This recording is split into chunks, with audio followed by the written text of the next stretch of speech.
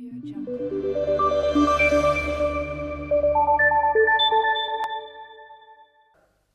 бүрийн эхэнд хуралдах аймгийн удирдах ажилтны зөвлөгөөн засаг даргын тамгын газрын хурлын танхимд боллоо. За тус зөвлөгөөнөр үндсэн 5 асуудлаар мэдээлэл хийсэн юм. За удирдах ажилтны зөвлөгөөнөр шинээр батлагдсан хууль тогтоомжийн талаар төсвийн хүлээгдэж буй гүйцэтгэл, за эрүүл мэндийн салбарын үйл ажиллагааны мэдээлэл, татварын орлогын бүрдүүлэлт, за үр барагдуулах ажлын талаар мэдээллүүдийг өгсөн юм а.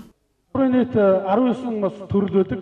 За татварын бос одоо ингээ 2 төрөл, нийтдээ 21 төрлөөр бол 2015 оны өнөөдрийн байдлаар 12 сарын 7-ны байдлаар бид хүн орон нутгийн төсвүүдээр 17 тэрбум 636.2 сая төгрөг төлөвлөх үүрэгтэй байгаа. Өнөөдрийн байдлаар орсон дүн маань 15 тэрбум 302.6 сая төгрөг буюу 86.8% гүйцэтгэлтэй явагдаж байна. За тасалбал маань 2 тэрбум 333 сая төгрөг 12 сарын 31-ний хүртэл одоо бид хүн оруулах юм үүрэгтэй даалгавартай байгаа. Тэгэхээр бид хүн бас орон нутгийнхаа үйл ажиллагааг долдуулахгүй тулд за галаа бас алдахгүй тулд энэ дээр бол бүх одоо нөөц болцоогоо байчлан ажиллаж байгаа. За бусад одоо холбогдох байцаагч нараас одоо татвар орлогын тал дээр бол байчлан ажиллаж байгаа. За мэдээж ерөнхийдөө хүлээсэн шалт дараалал одоо процесс ажиллагааг хийж байна. Нийтдээ 791 татварлөгчийн 9 тэрбум 504.4 сая төгрөгийн мэдэгдэх хуудас гардуулан өгсөн байгаа. За мөн 243 татвар төлөгчийн дансыг хаасан.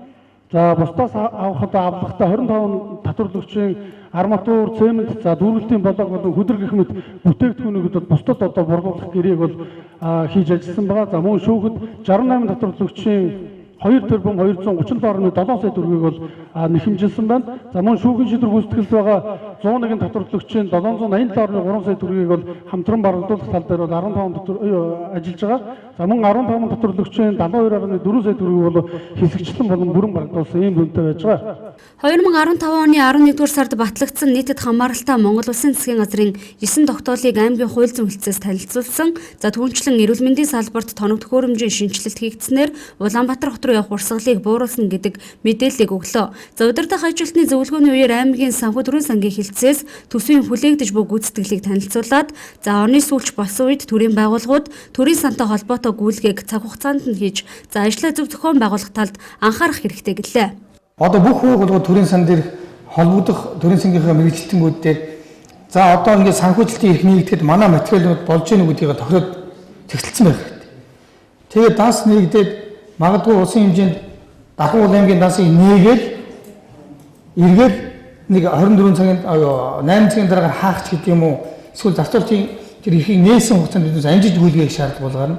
Санхүүгийнхэн болон холбогдох хууль тогтоомжийнхоо бэлтгэл ажлыг бол хангах хэрэгтэй. Мэдээж хэрэг анхааруулж хэлсээр байтал энэ гүйлгээг хийлгэж чадаагүй байх юм бол энэ гүйлгээнүүд бол гарч чадахгүй гэж хэлэх гэсэн. За мөн холбогдох дээд шатны байгууллагаас авах санхүүжилтийг өнөөдрөөс хөдөлгөж тооцоо судалгаатай ажиллах хэрэгтэй. Одоо бүх улсын төсвийн байгууллагууд болон тусгай зорилтын шилжүүлгийн байгууллагууд за тусгай зорилтын шилжүүлгийнхэн бүх юм бол боловсролынхаа яамд, эрүүл мэндийн яамд хизээ төрийн сангийн төлбөр тооцооны гүйлгээ эхлэх бол энэ хугацаанд биднээс яаж ажиллах вэ гэдэг юмнуудыг мөнгөнийхөө менежментийг хийх хэрэгтэй.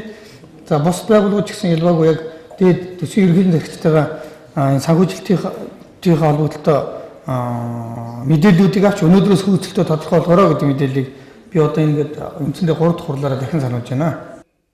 Удирдах ажилтны зөвлөгөөнд ерөнхий боловсролын сургууль цэцэрлэгийн эрхлэгч за багийн засаг дарга болон аймгийн засаг даргын тамгын газрын эрхлэх хүрээний агентлагуудаас за удирдлагууд оролцдог. За зөвлөгөөний эрс болон итгэх оролцоо хангалтгүй за зүгээр хуралд суусан нэр зүүх гэж оролцдог дүр зураг ажиглагдаж байгааг ч хэлж байсан. Энэ бүгдээр дэмдэл явна шүү дээ. Энэ тал дээр эргээд хэлүүлэн ярьсан. Тэгээ одоо дахиж бүгдээр чипийг байдлаар өөрсдөө болио одоо нэрээ. Одоо бүгдээр нэгдэж ажиллая. Бүгдээр энэ эдийн засгийн хүндрэлтэй үед энэ ард түмэн айгүй стресс ачаалт энэ үед жоохон ч гэсэн уран энэ хүмүүс бас өгмөр л шүү дээ. Тэр өөрөөсөө бид өдгөө дөрөв болж байхгүй бол дээрээ гүйдэл болох доороо уучраас гүйж хэдэн минут удирдлагын зөвлөгөө сууж удирдлагууд нь чип хийгээд ингээд их бол бүгд тацаа тавагдаад алга болж байгаа шүү дээ. Одоо энэ сүмтэй хүмүүс алга бид харин бодоод байна л да. Шаардлагатай бол заавч хүмүүсийн суулгах албагүй шүү дээ. Одоо би тэгээд хэлээд байгаа юм тэр байхгүй. Тэгээд сургууль цэцэрлэг хэлээд боловсролын юм дээр мэдээлэл өгдөг болоод заавал ажлын доор тууж та нар суух хэрэгтэй гэж хүчээр дуудаж ирээд энэ суулгаад ямар ч хэрэг мэдээлэл авч чадахгүй ингээд суулгаад байдаг. Энийг л харин би хэлээд байгаа юм л да. Тэгээд та бүхэн сандаа над өгөөч дариухан. Оноос итэл ондоо байж хэлж ажиллая гэсэн тийм бодолтой байгаа. Сар бүрийн эхэнд хуралдах удирдах ажилтны зөвлөгөөнийг цаашдаа он гараад өөр хэлбэрээр зохион байгуулах тал дээр өөрчлөлт оруулна гэдгийг аймгийн засаг даргын тамгын газрын даргын үүргийг түр орлон гүйцэтгэгч Сүхбаатар хэлж байлаа.